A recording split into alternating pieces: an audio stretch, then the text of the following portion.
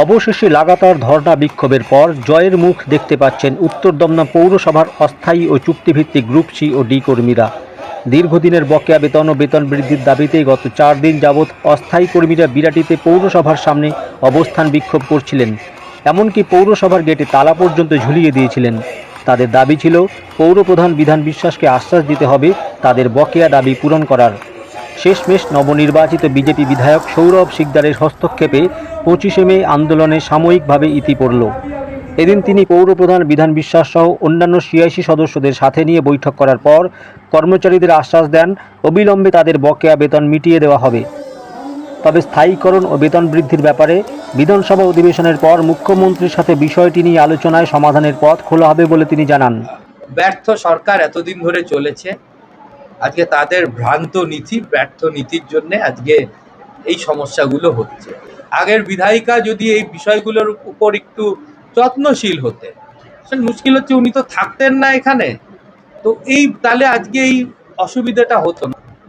আজকে এসে আমি সমস্ত অফিসারদের সাথে, চেয়ারম্যান সাহেব আছেন, এমআইসিরা আছেন, বসে এটা পর্যালোচনা করলাম।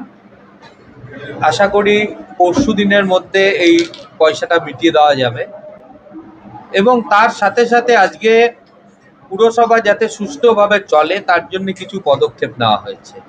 এখানে একটা পিএফ এবং ইপিএফ এর একটা সমস্যা রয়েছে অনেকদিন ধরে। আমি সেটা মাননীয় মুখ্যমন্ত্রীর দপ্তরে জানাবো যাতে এই বিষয়টাও তাড়াতাড়ি সমাধান হয়ে যায়।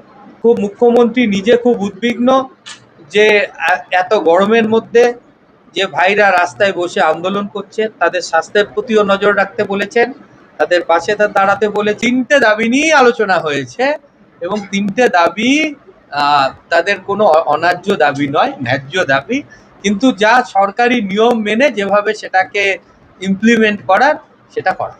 আপনাদের সমস্যা যিনি সমাধান করতে এসেছিল তাকেই 1 ঘন্টা ঢুকতে দেননি, গাড়ি ঘুরিয়ে চলে গেছেন, আবার তাকে ডেকে পাঠাতে হয়েছে। এদিন তিনি পৌর কর্মচারীদের দাবিগুলো পূরণ করার আশ্বাস দেওয়ার পাশাপাশি তাদের কর্মসংস্কৃতি নিয়েও কড়া বার্তা দেন। কোনো কর্মচারী যারা কাজ করছেন তারা কোনো রাজনৈতিক দলের ইউনিয়ন করতে পারেন, রাজনৈতিক দলের সদস্য হতে পারেন, কিন্তু তাকে ফুল টাইম কাজ করতে হবে। যিনি এখানে চাকরি করেন, স্থায়ী হন বা অস্থায়ী হন, তার যে কাজ সেটা তাকে করতে হবে। কাজ না করে কোনোরূপ বেতন যাতে কাউকে না দেওয়া হয়, পুরো আধিকারিকদের এই ব্যাপারটাও দেখতে বলা হয়েছে।